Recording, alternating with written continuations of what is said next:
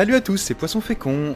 Oui, d'ailleurs, revenons là-dessus. Du coup, vous ne rêvez pas, c'est bien moi. Ah ouais, on a encore des commentaires qui disent que ma voix ressemble à celle de Poisson Fécond. C'est normal, c'est moi, voilà, coucou. Vas-y Chris, imite Poisson Fécond pour les convaincre. Ah oui, tu veux dire, à base de « Salut la poscaille ». Ouais, voilà. Ouais, bah non, j'ai pas envie de le faire. Je le ferai pas, quoi. Et bref, pour ceux qui suivent les vidéos depuis le début, vous savez que le format a beaucoup évolué et que c'est en partie grâce à vos commentaires. Et ouais, d'ailleurs, Luffy31 nous a fait une remarque intéressante sous une des dernières vidéos. Ce serait bien de faire un sondage pour choisir la news de la vidéo la plus intéressante.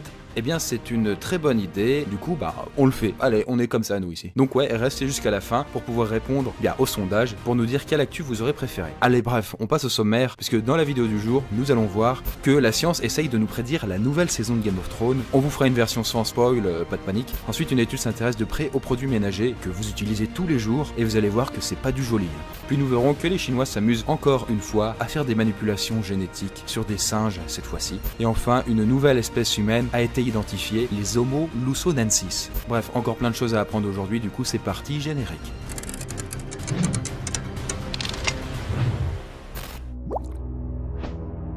Alors promis, je vous ferai pas de spoil, puisque je vais parler de Game of Thrones. Je suis la série assidûment, d'ailleurs le fait que l'autre il soit mort, non je déconne. Bref, pour ceux qui n'ont pas encore vu la nouvelle saison, celle qui vient de commencer, je vous conseille, je sais pas, de rester loin de Twitter par exemple, vous savez, c'est un temple à spoil là-bas, c'est terrible. Puis restez loin de vos potes et de vos collègues, ouais, restez enfermés chez vous en fait. Tout à fait Constance, c'est pas faux. Du coup, si je vous parle de cette série aujourd'hui, c'est parce que 2 chercheurs australiens se sont amusés à faire une étude statistique sur toutes les morts dans les saisons précédentes, afin de pouvoir créer un petit guide de survie à Westeros. Et si c'est la science qui nous dit ça, on va voir. Leur étude s'intitule « La mort est certaine, son heure ne l'est pas ». Ouais, voilà, stylé. On peut dire que ça met dans l'ambiance, quoi. Dans tous les cas, les chercheurs se sont intéressés aux morts des saisons précédentes, et là j'ai envie de vous dire, ils avaient de quoi faire. Hein. Oui, puisqu'ils se sont concentrés sur les 330 personnages qu'ils considèrent comme importants pour mener leur étude. Et bon, sans spoil, la moitié sont morts au cours de la série. Pour d'atroces souffrances, je vous ferai pas un dessin. Je ne vous ferai pas le plaisir de vous écraser les yeux avec mes pouces, si vous voyez ce que je veux dire. Alors bon, du coup, comment survivre à Westeros? Eh bien, les résultats sont clairs. Il vaut mieux être une femme, aristocrate, et aussi être une traître. Voilà, le parfait profil une certaine blonde. Et oui, puisque la loyauté n'est pas récompensée là-bas, et les personnages qui ne changent pas d'allégeance en cours de route, ont 3 fois plus de chances de mourir. Bon, je vous ai dit ça parce que je sais bien que les scénaristes sont complètement imprévisibles, et Moi, je suis sûr qu'ils choisissent les morts au hasard. Genre, ils lancent des dés, puis voilà. Ouais, peut-être, tout est possible. Peut-être qu'ils sacrifient des bébés le soir, justement, on sait pas. En tout cas, même si cette étude peut nous donner quelques brides d'indices, on va, je pense, quand même être surpris. Donc n'hésitez pas à faire vos pronostics en commentaire. Quel est le prochain qui va passer l'arme à gauche? Tu es un sacré petit grimpeur, dis donc. Les choses que je fais par amour.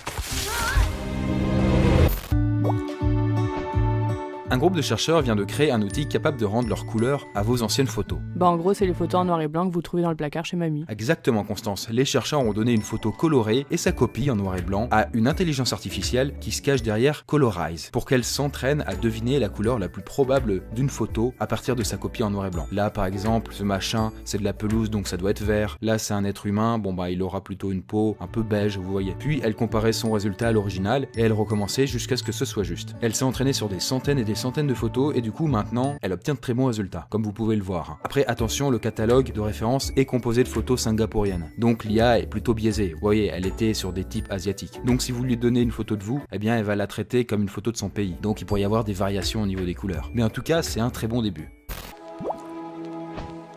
L'association 60 millions de consommateurs vient de sortir une étude assez inquiétante sur les produits ménagers. Bon, vous vous en doutez, mais tout ce qui est Monsieur Propre, Ajax, etc., c'est bourré de produits tous plus chimiques les uns que les autres. Et ouais, je vous apprends rien. En tout cas, tous ces sprays nettoyants et autres désodorisants sont un des plus grands facteurs de pollution de l'air intérieur. C'est quand même donc un comble qu'ils polluent alors qu'on les achète quand même pour nettoyer et purifier. Pour info, quand on vous dit que les produits industriels sont très toxiques et polluants, ce n'est pas que dans leur composition, de comment ils sont faits. Oui, parce que en plus d'être très concentrés en produits chimiques, ils sont aussi allergisants. En plus, ils émettent plein de petites poussières volatiles qui sont classées comme potentiellement cancérigènes. En tout cas, avec ça, on peut comprendre pourquoi l'air intérieur de chez nous est en moyenne 5 à 7 fois plus pollué que l'air extérieur.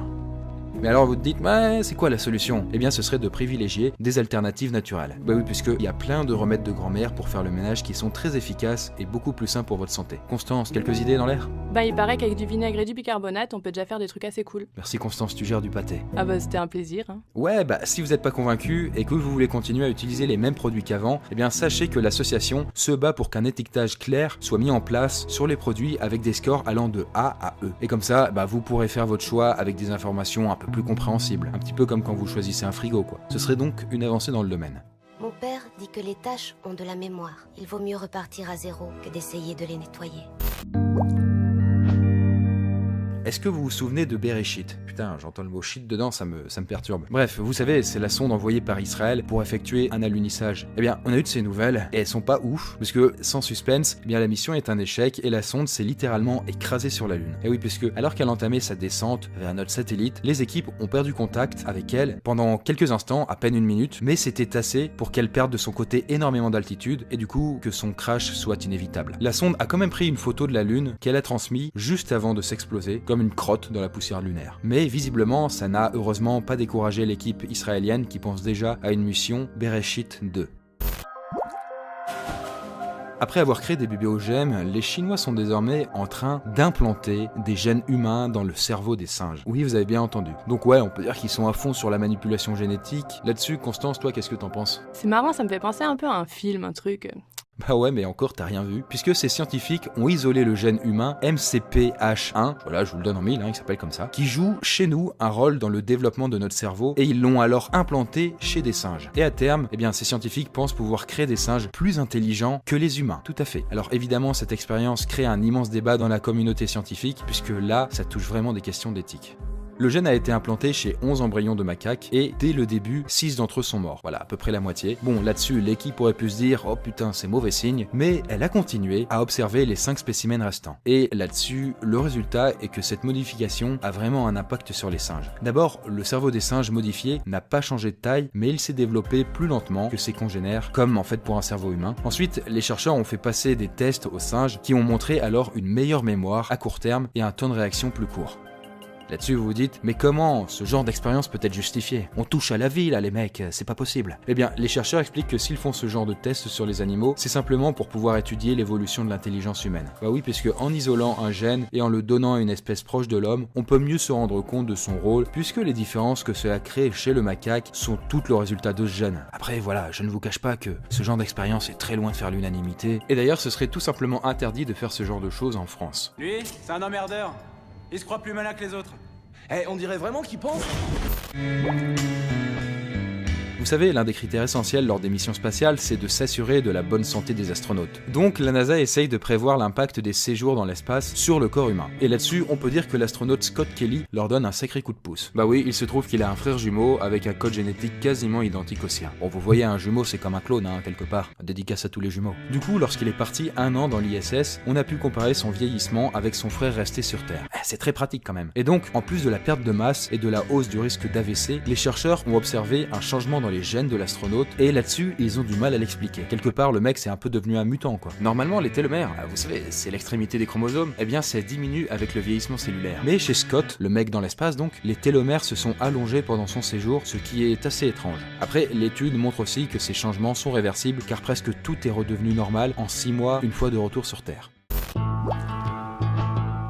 La famille de l'Homo s'agrandit, donc dites bonjour désormais à nos cousins, les Homo lusonensis, puisque des chercheurs ont annoncé récemment qu'ils ont découvert des fossiles dans la grotte de Callao aux Philippines. Et donc ces fossiles indiquent qu'une espèce humaine vivait là il y a environ 60 000 ans. Et d'après leur analyse, cette espèce est différente de celle que l'on connaît déjà, ça veut donc dire que ces os ne proviennent pas des traditionnels Homo sapiens, mais bel et bien donc d'une nouvelle famille d'ancêtres qui étaient restés bien cachés jusque-là.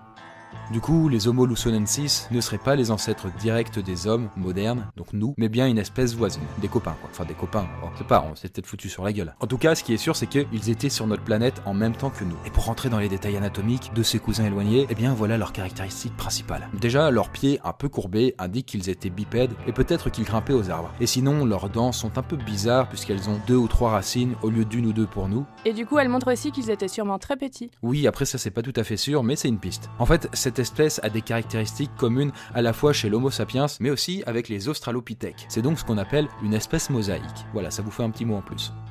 Et vu qu'ils vivaient sur une île, c'est assez logique qu'ils aient évolué un peu différemment de leurs contemporains. Bah oui, parce qu'ils n'avaient aucun contact avec les autres. Oui, je reviens sur ce que j'ai dit, peut-être qu'ils se sont pas foutus sur la gueule avec nous. On en revient donc encore une fois sur le fait que l'évolution humaine n'est pas du tout linéaire, mais c'est une suite de branches qui parfois disparaissent ou se rejoignent. Eh, big up à tous mes sauces, big up à Darwin. Big up partagé, parce que là on est en plein dans la théorie de l'évolution. Enfin bref, c'est assez passionnant de voir qu'il y a encore des tas de choses que l'on ignore sur notre histoire, et qu'on peut faire encore des découvertes assez folles de nos jours. Nous sommes à l'âge de pierre.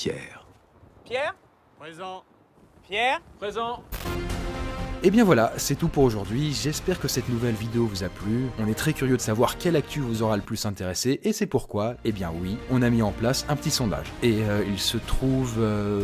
Il est où ce truc d'ailleurs? Il est où ce con? Eh bien, il s'affiche en ce moment en haut de votre écran à droite. Nickel, nickel, nickel. Du coup, bah n'hésitez pas à aller voter pour votre actu préférée, et puis comme d'habitude... On attend vos retours en commentaire. Putain, Constance, on se complète si bien. C'est magnifique. Bon, pardon, en tout cas, je vous souhaite une très bonne journée, soirée, enfin bref, je sais pas quand vous regardez la vidéo en fait. Mais dans tous les cas, eh bien on se dit à très vite pour une prochaine Astrolabe News.